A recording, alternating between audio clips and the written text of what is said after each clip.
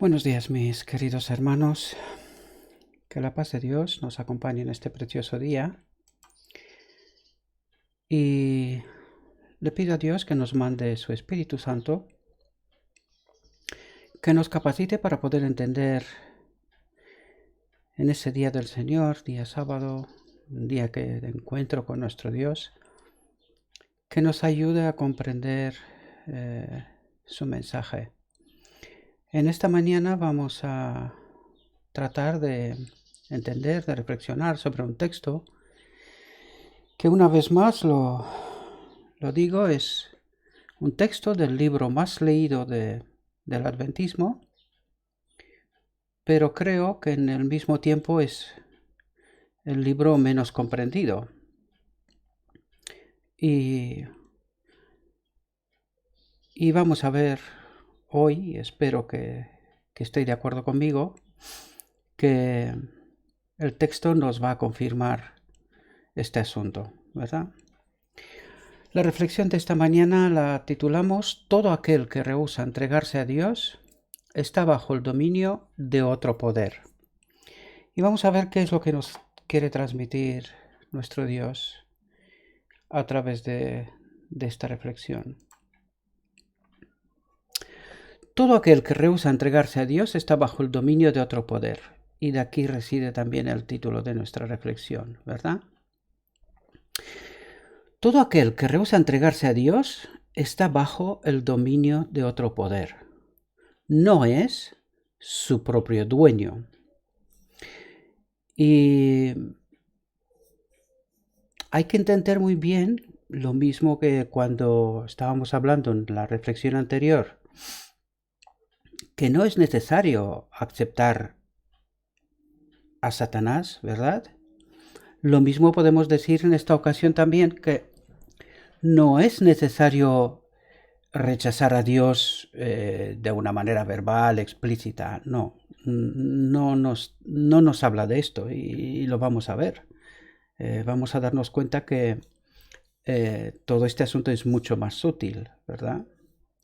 De lo que podemos pensar, y podemos rechazar entregarnos a Dios sin siquiera pensarlo, ¿verdad? En realidad, si la entrega no es total, vamos a ver que en realidad no es una entrega, y de eso trata de hablarnos el texto, ¿verdad? Y nos dice, todo aquel que no se entrega por completo a Dios no es su propio dueño. Ya lo vimos en la reflexión anterior, en donde si el Espíritu Santo no ocupa nuestra mente, ¿verdad? Otro espíritu viene y no pide ningún tipo de permiso, sino que la ocupa, ¿verdad? Sin más, por eso nos dice que no somos nuestros dueños, ¿verdad? Porque si no estamos bajo la influencia del Espíritu de Dios, otro espíritu tomará su lugar. Sigamos. Puede hablar de libertad, pero está en la más abyecta esclavitud. No le es dado ver la belleza de la verdad, porque su mente está bajo el dominio de Satanás. Y aquí os quiero comentar una cuestión que tenemos que entenderla. Y voy a hablar desde mi propia experiencia personal, ¿verdad? Dice, cuando no somos nuestros propios dueños, podemos hablar de libertad, pero está en la más abyecta esclavitud. ¿Por qué dice esto?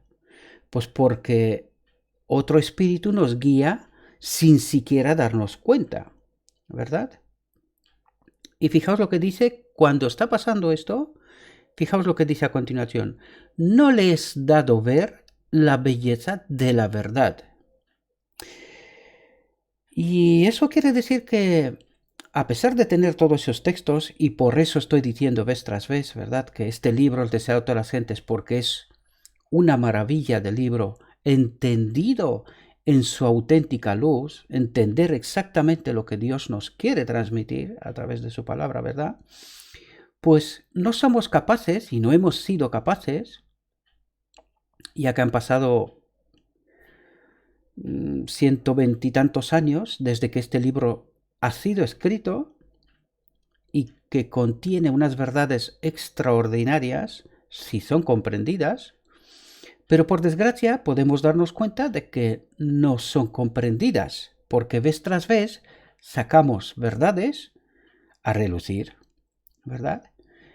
Pero ¿por qué no le es dado ver la belleza de la verdad? Dice, porque su mente está bajo el dominio de Satanás, ¿verdad? Entonces, como les dije antes, voy a hablar desde mi experiencia personal. Siempre he estado estudiando la Biblia y Espíritu y Profecía, y llevo ya veintitantos, ya voy casi acercándome a los 30, 25, quizás algo más de 25 años desde que yo conocí el mensaje adventista, ¿verdad? O, en fin, conocí la verdad, por decirlo de alguna manera, porque creo que es un poco impropio decir el mensaje adventista, ya que el adventismo tiene un problema con este mensaje peculiar, ¿no? Específico. Yo leía la Biblia y el Espíritu y Profecía, pero yo no había entendido estas verdades, ¿verdad? Todo lo que yo os estoy diciendo en todas esas reflexiones, buena parte de lo que estamos tratando aquí no lo había comprendido. Ahora, cuando, por la gracia de Dios, ¿verdad? Descubrí estos, o sea, se me reveló, ¿verdad? Esas verdades, esos principios que estamos tratando de estudiar aquí una vez tras otra. Hubo un momento que me quedé sin palabras, realmente, o sea, como un bloqueo mental, ¿no? Porque no lograba darme cuenta, digo, ¿cómo es posible que leer tantos años la Biblia y el Espíritu y Profecía y no fui capaz de entender todas esas verdades, ¿verdad?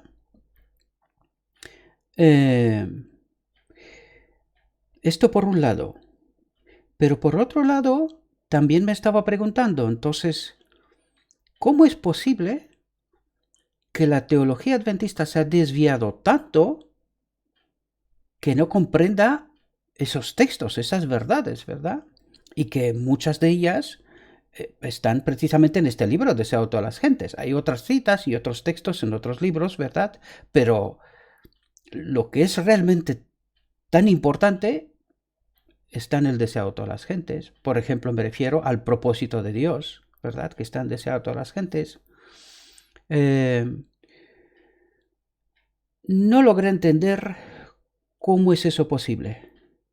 Que mientras tú practiques el ser cristiano, ¿verdad? Ir a la iglesia, orar, estudiar, sin embargo no entender. Pues la respuesta la tenemos en este preciso texto que acabamos de leer, mis queridos hermanos. Porque, fijaos, vamos a volver a leerlo una vez más para que podamos entender. Dice, todo aquel que rehúsa entregarse a Dios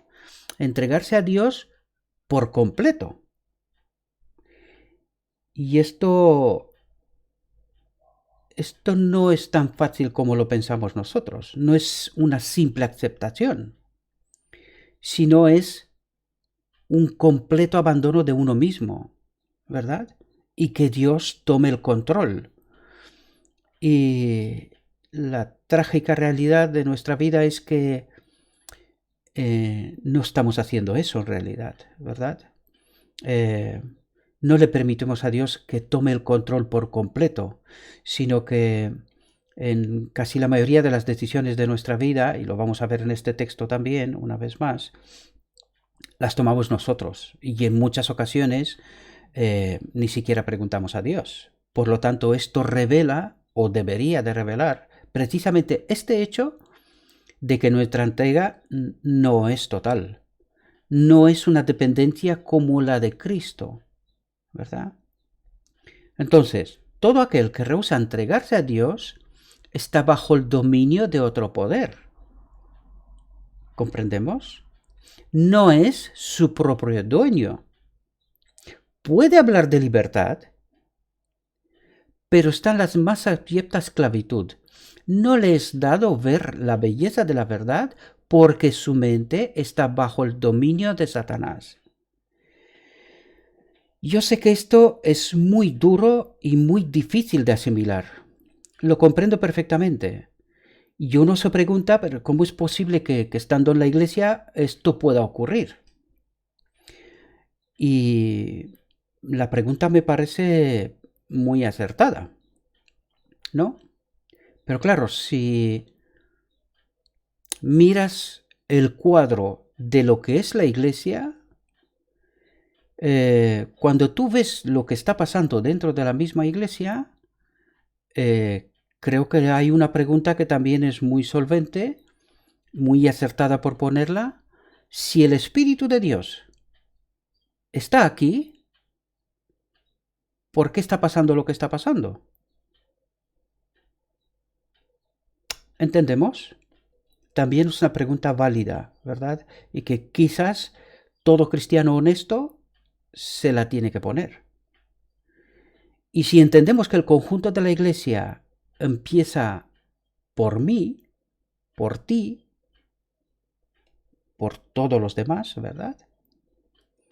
Y si cada uno de nosotros no estamos bajo el dominio de Dios, no estamos entregados por completo, entonces podemos entender claramente que el que tiene el dominio en la iglesia puede no ser el Espíritu de Dios. Y para entender esto mucho mejor todavía, cuando leí la visión de los dos tronos y entendí la tragedia del pueblo de Dios, ¿verdad? Que entraron, o sea, se acercaron delante del lugar santísimo, pero que luego poco a poco, uno tras otro, volvieron al lugar santo, y que en el trono del lugar santo estaba el mismo Satanás, pues esto es una revelación tremenda. Como lo dije antes, es muy difícil de asimilar, pero cuando miras el conjunto del cuadro, ¿verdad?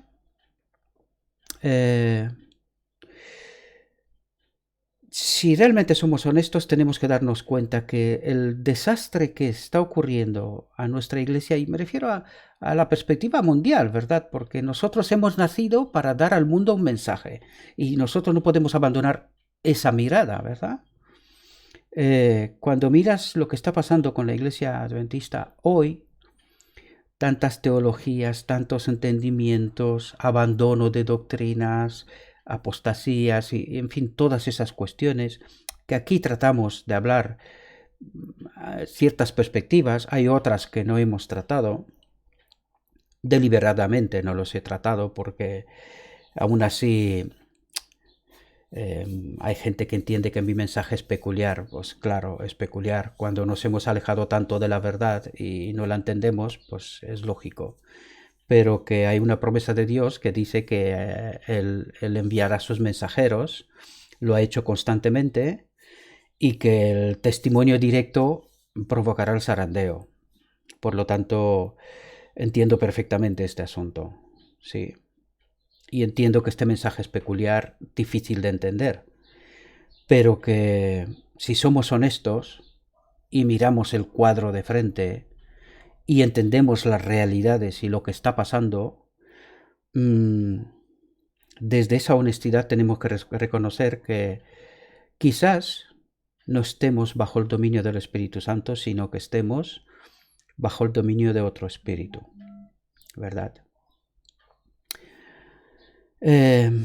Mientras se lisonjea de estar siguiendo los dictados de su propio juicio, es decir, de lo que nosotros creemos, ¿verdad? Obedece a la voluntad del príncipe de las tinieblas. Es decir, mientras no estemos entregados por completo a Dios, estamos entregados a otro poder. Y eso es lo que el texto viene a decirnos, ¿verdad? Cristo vino a romper las cadenas de la esclavitud del pecado para el alma. Y eso es una declaración muy interesante, Porque claro, dice, Cristo vino a romper las cadenas de la esclavitud del pecado para el alma. Es decir, que nos libra del pecado, ¿verdad? Cuando tú lees este texto dices, ¿cuándo ha pasado esto? ¿O cómo pasa esto? Porque lo que yo veo no me refleja esta realidad, ¿verdad? Sin embargo, esta fue la obra de Cristo, ¿sí? Fue y sigue siendo todavía, ¿no? Así que si el Hijo os libertare, seréis verdaderamente libres. Y aquí quiero que estemos atentos, porque la ley del Espíritu de vida en Cristo Jesús se nos dice, me ha librado de la ley del pecado y de la muerte. Pero claro, nosotros tenemos este texto, estoy seguro que lo he leído unas cuantas veces antes, pero no lo había entendido, ¿verdad? Porque fijaos lo que está diciendo. Dice, el Espíritu de vida en Cristo Jesús. Si nosotros entendemos que Cristo fue un hombre, ¿verdad? ¿Quién o qué es el Espíritu de vida en Cristo Jesús? Y es precisamente Cristo el que nos revela esta verdad. Y que yo creo que hasta ahora se nos ha escapado en su profundo entendimiento, ¿verdad? Porque Cristo decía claramente, no soy yo el que hace estas obras, sino el Padre que vive en mí. Y claro, Él nos reveló aquí un principio fundamental que se nos ha escapado, ¿verdad? Y eso se nos ha escapado precisamente debido al rechazo del mensaje de 1888, que nos tenía que ayudar a comprender esta realidad precisamente, ¿verdad? Que es la clave, es el propósito de Dios, el de habitar en todos sus seres creados, ¿verdad? Y que en el Cristo hombre, el Cristo humano, pues también, ¿verdad? Entonces, fijaos lo que dice. ¿Cuál es la consecuencia de que el Espíritu de Dios viva en nosotros? Dice, el Espíritu de vida en Cristo Jesús, se nos dice, me ha librado de la ley, del pecado y de la muerte. Ay, nos estamos metiendo en otro problema. ¿Es así? ¿Es esta una realidad hoy en mi vida? ¿Me ha librado de la ley del pecado y de la muerte? Si nos referimos en términos absolutos, no. ¿Por qué? Porque ya lo estudiamos aquí vez tras vez y hemos aclarado que esto ocurre al final del día de la expiación, cuando después del juicio de purificación, ¿verdad? Ese proceso de purificación del alma, el Espíritu Santo viene y ocupa su lugar en su templo, en nosotros, ¿verdad? Pero, ¿me libra Él del pecado y de la muerte también hoy, en términos relativos? Es decir, ¿hay un proceso de purificación hoy en mi vida? Pues eso debemos de entenderlo que sí, pero vamos a ver si nos lo revela el texto, ¿verdad? Porque declararlo hay que argumentarlo, ¿verdad? Sostenerlo con una base sólida, ¿no? Fijaos, en la obra de la redención no hay compulsión. Compulsión significa no hay obligación, como que algo te empuja, algo te obliga, ¿no? ¿Verdad? O algo, algún poder que está fuera de ti, ¿no? Fijaos, dice, no se emplea ninguna fuerza exterior. Es decir, no se hace nada en contra de nuestra voluntad. ¿Sí? Eso es lo que está diciendo. Pero fijaos, bajo la influencia del Espíritu de Dios, el hombre está libre para elegir a quién ha de servir. Pero está condicionado esto. Dice, bajo la influencia del Espíritu de Dios. De otra manera, no es libre. ¿Sí? Pero dice, bajo la influencia del Espíritu de Dios, el hombre está libre para elegir a quién ha de servir. Y fijaos, en el cambio que se produce cuando el alma se entrega a Cristo, y aquí tenemos que entender claramente, tiene que ser una entrega completa, ¿verdad? Porque si no, esta obra de purificación y al final del día de expiación el Espíritu Santo ocupe su lugar en su templo, en nosotros, ¿verdad? Si la entrega no es total, pues la limpieza no es total. Y eso es lo que nos sugiere o nos dice el texto, ¿verdad? Si no hay una entrega total, no hay una obra total.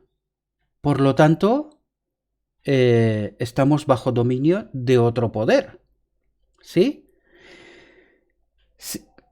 En el cambio que se produce cuando el alma se entrega a Cristo, hay la más completa sensación de libertad. Es decir, eres libre, decides, aún estando bajo la influencia del Espíritu de Dios, ¿verdad? De hecho, es la única manera de que seamos realmente libres. ¿Sí? Porque el otro poder no pregunta, ni te pide permiso, ni nada por estilo, ¿verdad? Ya lo dijimos, que es invasivo y no pregunta. Él ocupa el espacio y punto.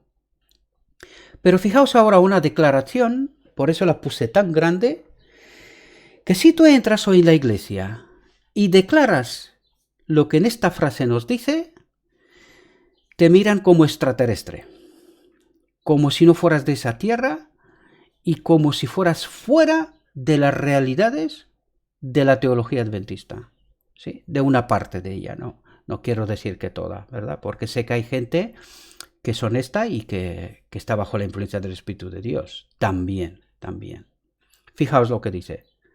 La expulsión del pecado es obra del alma misma. ¿Perdona? ¿Cómo puede ser eso? Entonces, ¿por qué el adventismo está esperando una especie de milagro al final del tiempo? ¿Y por qué dice que vamos a pecar hasta el final? Hasta que Cristo venga. ¿Por qué creemos esto? Cuando está, lo repito, en el libro más leído del adventismo, el deseado de todas las gentes. La expulsión del pecado es obra del alma misma. Es obra mía, dice. ¿Qué os parece, queridos hermanos? ¿Es bien entendido este libro? Yo creo que no. Me vuelvo a reafirmar. Pero vamos a ver cómo se tiene que entender esta frase, cómo se tiene que explicar esta frase, ¿verdad? Por cierto, no tenemos poder para librarnos a nosotros mismos del dominio de Satanás. Pero cuando deseamos ser libertados del pecado y en nuestra gran necesidad clamamos por un poder exterior y superior a nosotros, las facultades del alma quedan dotadas de la fuerza divina del Espíritu Santo y obedecen los dictados de la voluntad en cumplimiento de la voluntad de Dios. Esa última parte vamos a tratarla por separado en la siguiente diapositiva porque merece entenderla, ¿verdad? Fijaos. Dice, por cierto, no tenemos poder para librarnos a nosotros mismos del dominio de Satanás, ¿verdad? Y dice, pero cuando deseamos ser libertados del pecado y en nuestra gran necesidad clamamos por un poder exterior y superior a nosotros, ¿verdad? Pedimos ese poder del Espíritu de Dios. Fijaos lo que dice a continuación, ¿eh? Las facultades del alma quedan dotadas de la fuerza divina del Espíritu Santo, es decir, se nos da poder para vencer, ¿sí? Y dice, y obedecen los dictados de la voluntad en cumplimiento de la voluntad de Dios. Ups. A ver. Si lo que acabamos de leer es una realidad, ¿se ve esa realidad en medio de nosotros? ¿Podemos ver ese poder para vencer en medio de nosotros? ¿Sí? Cuando miro mi vida y cuando miro qué está pasando en la iglesia, ¿es eso lo que estamos viendo? ¿Ese poder en acción? ¿Sí? Pues si es así, entonces ¿cómo se explica que nosotros estamos diciendo que vamos a vencer el pecado cuando Cristo venga? Como una especie de milagro, ¿verdad? ¿Por qué estamos diciendo esto? ¿Por qué los maestros de Israel predican esto? ¿Verdad? ¿Por qué en la iglesia pasa lo que está pasando hoy? ¿Por qué el pecado está a sus anchas? ¿Verdad? Si lo que acabamos de leer en este texto es una realidad y nosotros decimos que somos cristianos, es decir, creemos y aceptamos y vivimos esa realidad, si eso es así, ¿por qué está pasando lo que está pasando? Es una buena pregunta y quizás deberíamos de reflexionar sobre ella, mis queridos hermanos, porque no es poca cosa. Y nuestra eternidad depende de entender esto, mis queridos hermanos. Porque lo vuelvo a leer. Pero cuando deseamos ser libertados del pecado, lo subrayo, del pecado, y en nuestra gran necesidad clamamos por un poder exterior y superior a nosotros, las facultades del alma quedan dotadas de la fuerza divina del Espíritu Santo. Dice, quedan dotadas, no es una cuestión relativa. Lo pedimos y deberíamos de tenerlo, ¿verdad?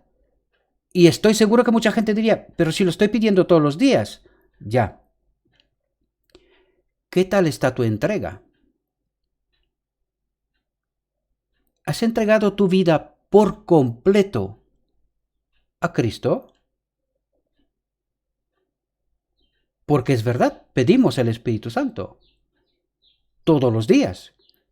¿Y por qué no viene? Si aquí el texto dice que cuando lo pedimos, quedamos dotados de la fuerza divina del Espíritu Santo. Ay. ¿Entendéis lo sutil que es ese asunto, mis queridos hermanos? ¿Y entendéis por qué el texto decía, todo aquel que rehúsa entregarse a Dios está bajo el dominio de otro poder? ¿Ahora entendemos este asunto? ¿Entendemos de por qué la realidad de lo escrito está y con nuestra realidad diaria no concuerda? Es porque nuestra entrega no es total. Solamente así se explica de por qué el Espíritu Santo no puede terminar la obra que tiene que terminar. Porque sabemos que es su obra, esto no tenemos ninguna duda. Pero la pregunta es, ¿por qué tarda Cristo en venir? ¿Lo entendemos? Él está esperando que se forme un pueblo remanente, ¿verdad?, que viva esta experiencia como una realidad diaria. Tenemos que entender que tiene que haber una purificación antes del día de la expiación, o sea, antes del final del día de la expiación, cuando el Espíritu Santo ocupará su lugar en su templo. El templo tiene que ser purificado. Este es el mensaje del santuario. Si lo entendemos bien, está claro, ¿verdad? Y fijaos, cuando el Espíritu Santo se apodera, podemos obedecer los dictados de la voluntad en cumplimiento de la voluntad de Dios. ¿Entendemos esto, mis queridos hermanos? Yo os invito a que reflexionéis sobre este texto y sobre esta realidad, ¿verdad? Para que podamos entender qué es lo que está pasando de verdad, ¿no? Porque leemos todo esto y como que nos quedamos ahí que no entendemos qué es lo que está pasando. Si el texto me está diciendo que hay que pedir y se me da, entonces ¿por qué la realidad de mi vida es la que es? ¿Comprendéis?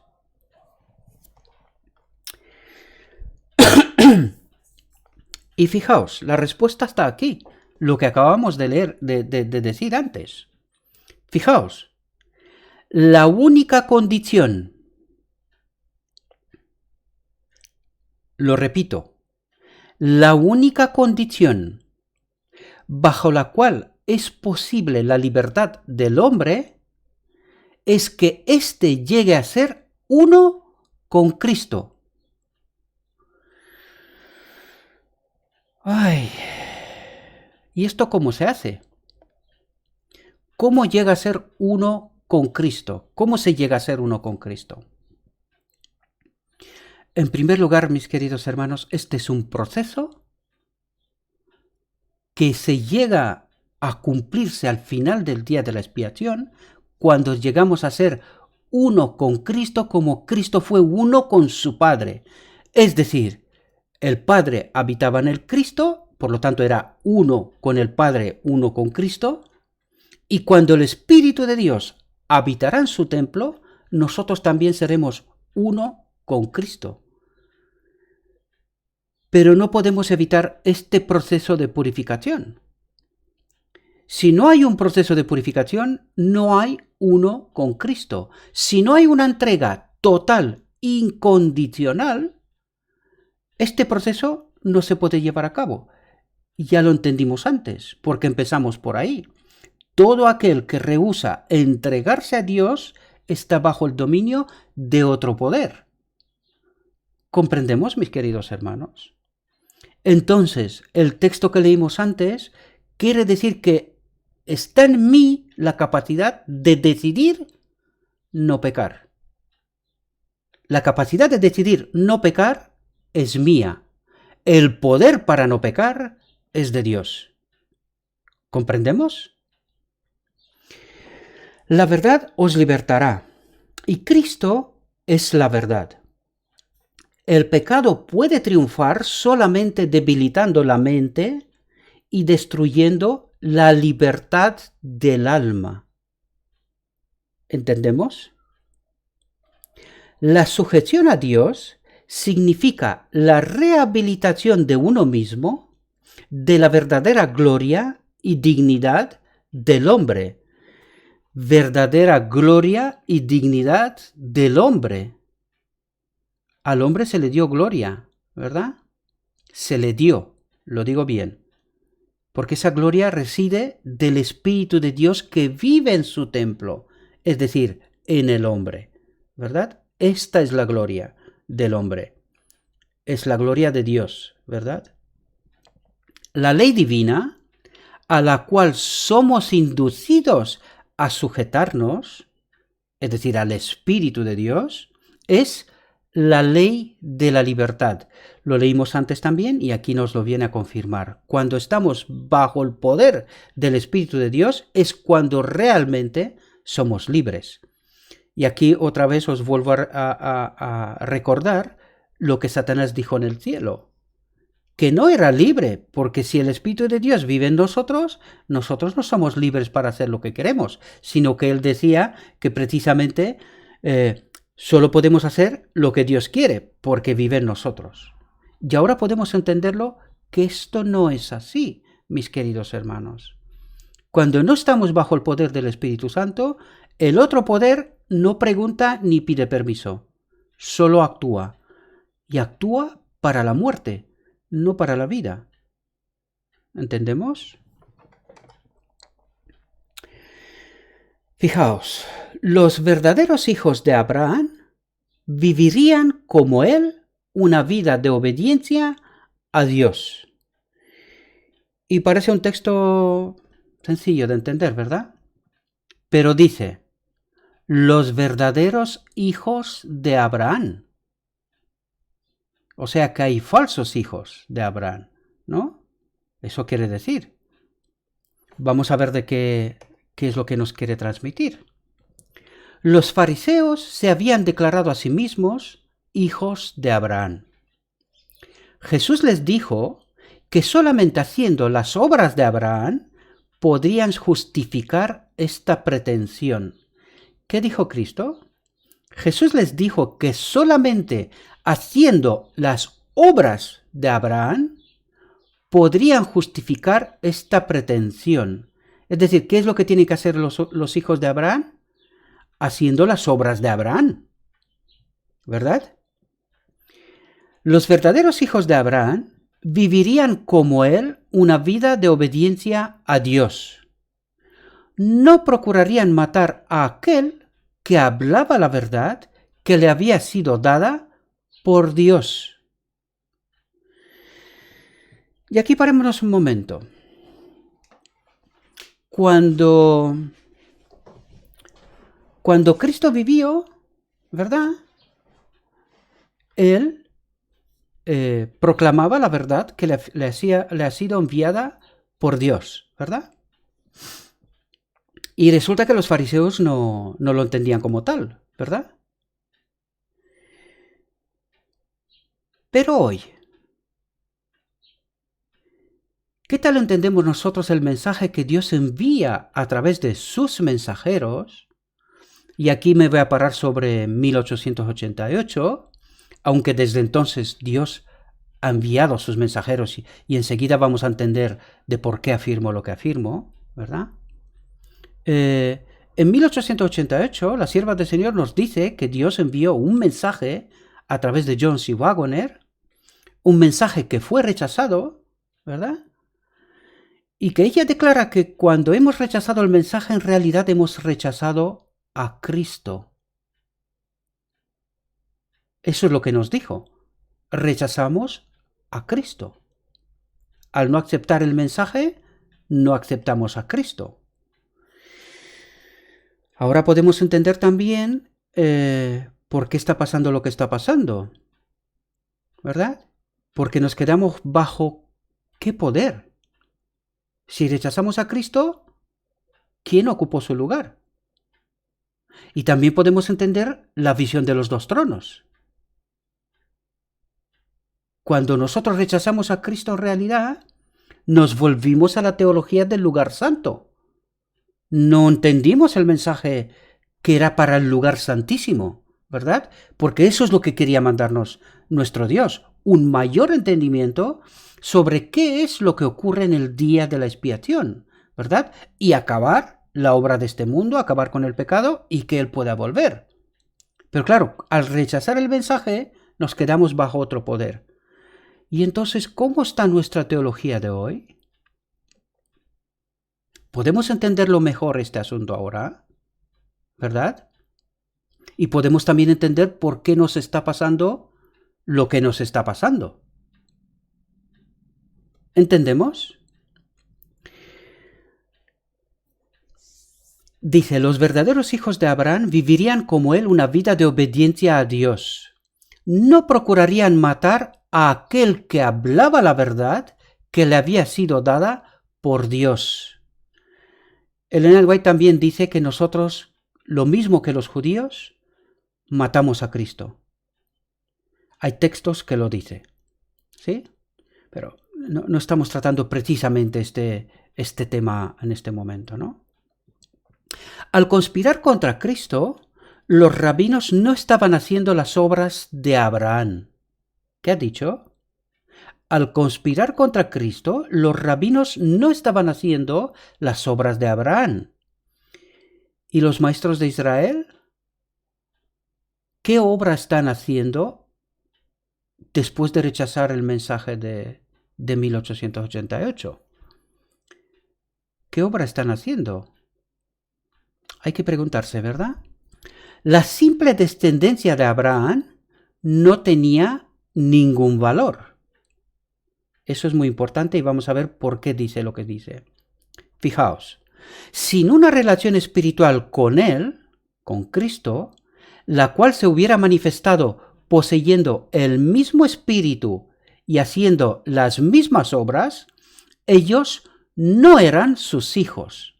Es decir, los hijos de Dios tienen el mismo espíritu y hacen las mismas obras. ¿De quién? De Cristo. o de Abraham si queréis, ¿verdad? Y dice, si no estamos en esta condición, no somos sus hijos. Es lo que está diciendo el texto, ¿verdad? Actualizado a la realidad presente, ¿sí? De eso estamos tratando. Fijaos, este principio se aplica con igual propiedad a una cuestión que ha agitado por mucho tiempo al mundo cristiano. Y este tema es un tema problemático, por decirlo de alguna manera, porque si entendemos lo que estás diciendo aquí, debería de desmontar muchos conceptos erróneos que tenemos en nuestro entendimiento, ¿verdad? Fijaos, dice, este principio se aplica con igual propiedad a una cuestión que ha agitado por mucho tiempo al mundo cristiano, la cuestión de la sucesión apostólica. Es decir, esto en realidad empieza con la Iglesia Católica. Cuando digo la Iglesia Católica no me refiero a los creyentes, sino a la institución, ¿verdad? Y su entendimiento de la sucesión apostólica. Ellos declaran que, que suceden a Pedro, ¿verdad? El apóstol Pedro. Fijaos, dice, la descendencia de Abraham no se probaba por el nombre y el linaje, sino por la semejanza del carácter. O sea que la sucesión apostólica se tiene que entender por la semejanza del carácter. ¿Con quién? Con los apóstoles, ¿no? Eso es lo que nos dice el texto. Por lo tanto, no es un linaje, no es algo transmisible. No, es más profundo que eso y ahora lo vamos a entender. Fijaos, la sucesión apostólica tampoco descansa en la transmisión de la autoridad eclesiástica, sino en la relación espiritual. Y con esto nos acaba de desmontar la Iglesia. Porque está diciendo que la sucesión apostólica tampoco descansa en la transmisión de la autoridad eclesiástica. Entonces, si la autoridad eclesiástica no es la sucesión apostólica, ¿qué es? ¿Os dais cuenta del problema? Pues claro, porque hay un montón de textos que dice que no hay que confiar en el hombre. Pero la autoridad eclesiástica precisamente eso es lo que se abroga, que tienen autoridad, ¿verdad? Pero el texto nos está diciendo que no es así. Y vamos a ver por qué no es así. Si no, dice, la sucesión apostólica está basada en la relación espiritual con Dios y la autoridad eclesiástica también está basada en la relación espiritual, ¿verdad? Una vida movida por el espíritu de los apóstoles, el creer y enseñar las verdades que ellos enseñaron, esta es la verdadera evidencia de la sucesión apostólica. ¿Qué es lo que nos está diciendo aquí? Que la auténtica evidencia de la sucesión apostólica, es decir, de entender y creer el mensaje de los apóstoles, ¿verdad?, reside en mí y en ti, queridos hermanos, no en una autoridad eclesiástica. Eso es lo que está diciendo. Y la sucesión apostólica reside en creer y enseñar el mensaje de los apóstoles. Eso es lo que nos está diciendo el texto, no son mis palabras, ¿sí? Y ya sé que esto va a levantar un problemón tremendo, porque alguien va a querer decir que yo quiero desmontar la Iglesia. Pues no, queridos hermanos, porque la autoridad de la Iglesia reside en la gente. ¿Lo entendéis ahora? No reside en una institución, que tiene que ser una herramienta que tiene que servir a la gente, es decir, a la Iglesia. ¿Comprendemos? Eso es lo que el texto nos está diciendo. Por eso, en realidad, se nos invita a cada uno de nosotros a estudiar y comprender las verdades que enseñaron los apóstoles. ¿Comprendemos? Fijaos, es lo que constituye a los hombres sucesores de los primeros maestros del Evangelio. Fijaos, dice, esta es la verdadera evidencia de la sucesión apostólica. Es lo que constituye a los hombres sucesores de los primeros maestros del Evangelio. ¿Entendéis, queridos hermanos, dónde reside la autoridad eclesiástica? ¿O la sucesión apostólica? ¿Lo entendéis? Y no en los pastores, porque solo hay un pastor. Solo hay un pastor. Si nos ceñimos a lo escrito está, ¿verdad? Los demás son maestros de Israel, gestores de la iglesia, defensores de la verdad. Eso es lo que deben ser o deberían ser. ¿Sí? Eso es lo que nos está diciendo el texto. Y no se trata de hablar mal de nadie, porque no estoy diciendo eso, ¿verdad? Sino simplemente que entendamos las verdades de la verdad presente, ¿verdad? De lo escrito está. Jesús negó que los judíos fueran hijos de Abraham. Fuerte declaración, ¿verdad? Porque ¿cómo no van a ser los judíos hijos de Abraham? ¿Genéticamente? Sí. ¿Pero eran los auténticos hijos de Abraham? Pues ya lo vimos antes. Para que sean los auténticos hijos de Abraham, tenían que hacer las obras de Abraham. ¿Entendemos? Dijo, vosotros hacéis las obras de vuestro padre. Son palabras de Cristo mismo. ¿Y quién era su padre? Pues venimos diciéndolo aquí en todo lo que acabamos de reflexionar, en todos esos textos, ¿verdad? Porque si no hacemos las obras de Abraham, de los apóstoles, de Cristo, no somos hijos de Dios. Eso es lo que viene a decirnos el texto. Y eso es muy duro, lo sé. Porque me incluyo a mí primero. ¿Entendemos? En Mofa respondieron, nosotros no somos nacidos de fornicación. Un padre tenemos, que es Dios. Tremendo, ¿verdad? En Cristo habitaba el Padre, pero los fariseos decían que nosotros solo tenemos un Padre, Dios. ¿Y qué obras hacían? ¿Entendéis, mis queridos hermanos, que podemos estar en la iglesia, pero que nos pase eso mismo, como dijo Cristo? Vosotros no sois hijos de Dios, porque vuestras obras no son las obras de Dios. ¿Lo entendemos? Yo sé que es duro, sí, pero es una realidad que hemos de aceptarla y hemos de hacer algo al respecto. ¿Sí? Estas palabras, que aludían a las circunstancias del nacimiento de Cristo, estaban destinadas a ser una estocada contra Cristo en presencia de los que estaban comenzando a creer en Él. Y esto ocurre hoy también. Que todo aquel que trae el auténtico mensaje de la verdad presente, ¿verdad? Pues está supuesto a esto mismo, ¿verdad? A críticas, a herejías y, en fin, todo tipo de cosas, ¿verdad?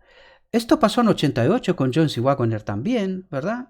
Les dijeron de todo hasta que los pobres, pues, tuvieron que alejarse de la iglesia. Eso está claro, porque esto no es fácil llevarlo. Esto es una cruz muy pesada. Y habrá que hacerse la pregunta, ¿y quién hace que esta cruz de los mensajeros de Dios sea tan pesada? Reflexionemos sobre esto, mis queridos hermanos, porque lo que tendríamos que hacer es comprobar si el mensaje que se trae es conforme con lo escrito está. Si no es así, entonces no hay que aceptar el mensaje, eso está claro. Pero tampoco hay que hacer la cruz pesada para nadie, ¿verdad? Porque para toda alma ha muerto Cristo, ha pagado un precio, ¿verdad? Jesús no prestó oído a esta ruin insinuación. Y esa tiene que ser, y aquí me refiero a los auténticos mensajeros de Dios. Cuando escuchamos cosas que no son conforme con el amor de Dios y con el Evangelio, tenemos que hacer lo mismo que hizo Cristo. Jesús no prestó oído a esta ruin insinuación, sino que dijo: si vuestro Padre fuera Dios, ciertamente me amaríais, porque yo de Dios he salido y he venido. Sus obras testificaban del parentesco de ellos con el que era mentiroso y asesino. Vosotros de vuestro padre el diablo sois, dijo Jesús, y los deseos de vuestro padre querréis cumplir. Esto es duro. Este mensaje está dirigido a los fariseos, es decir, a la gente que está en la iglesia, pero que no obra las obras de Cristo. Debemos de reflexionar sobre esto, mis queridos hermanos. Debemos de reflexionar sobre esto. Él, homicida ha sido desde el principio, y no permaneció en la verdad, porque no hay verdad en él.